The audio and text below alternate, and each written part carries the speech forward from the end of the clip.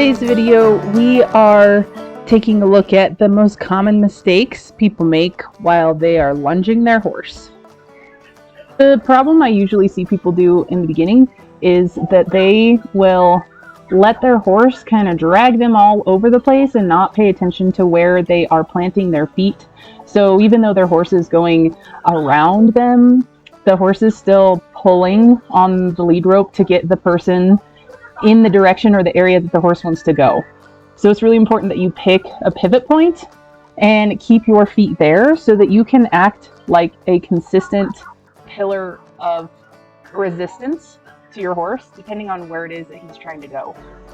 Generally speaking, the horses will pull on one side, and on the exact opposite side of that circle, they're going to try to crowd in, making your circle more avocado shaped than donut shaped.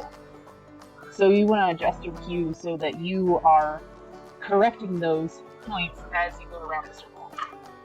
Another mistake I see people making is that they are lunging their horse to get them tired, or they don't feel like they own the territory that they are walking on, and they allow their horse to kind of walk all over them and get into their space. So you can see in these clips here, every time I'm walking towards Huck, he is stepping out of my space because I don't allow him to come on top of me or invade my space. That's a mindset thing, and I'm very sensitive to the cues when he's walking close to me, so I correct them right away.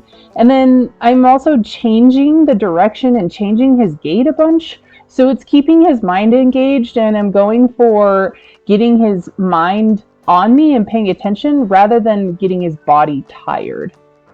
The next mistake I see people do is getting their horse to pull into them rather than stepping back. You can see there that was pretty intentional when I wanted him to come towards me, but I see people do that sort of thing all of the time without intent, and it can be a really dangerous thing when you're trying to get your horse to move away from you and he is used to running into your space.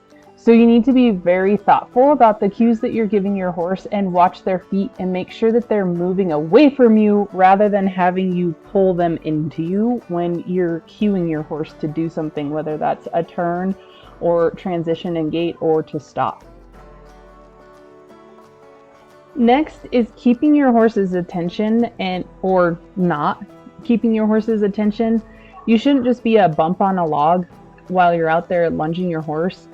I challenge you to go back through this video and watch Huck's ears the whole time. He has at least the inside ear focused on me because I change his direction, I change his gait, I do things to make it interesting to pay attention to me.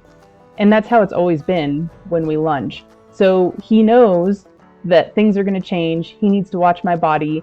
He needs to be focused on what I'm doing. So be interesting. Don't just lope your horses in a million circles going one direction at one speed. The next mistake I see is no consistency.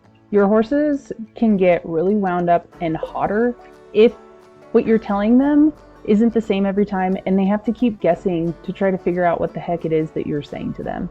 So whatever cue it is that you give them, make sure that you give that same cue every time and reinforce it so that the horse can figure out what the heck it is that you're trying to say.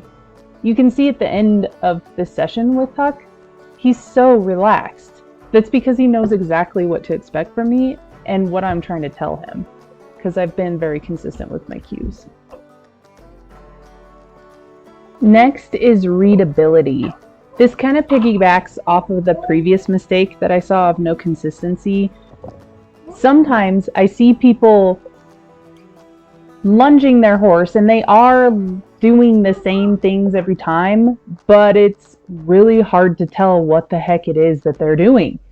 So sometimes you have to be very direct and very obvious for your horse to see what's going on.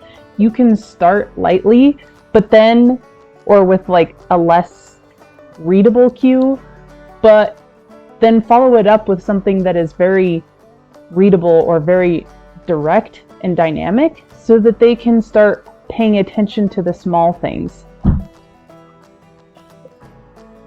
that is it for the mistakes that I see most often when people are lunging their horses. If you want to know more about lunging horses, make sure you watch the tips video on the best ways to lunge your horse, because there are some very specific things that you can do and look at that will get your horse into this very relaxed state without even getting a sweat on them. So watch this video next.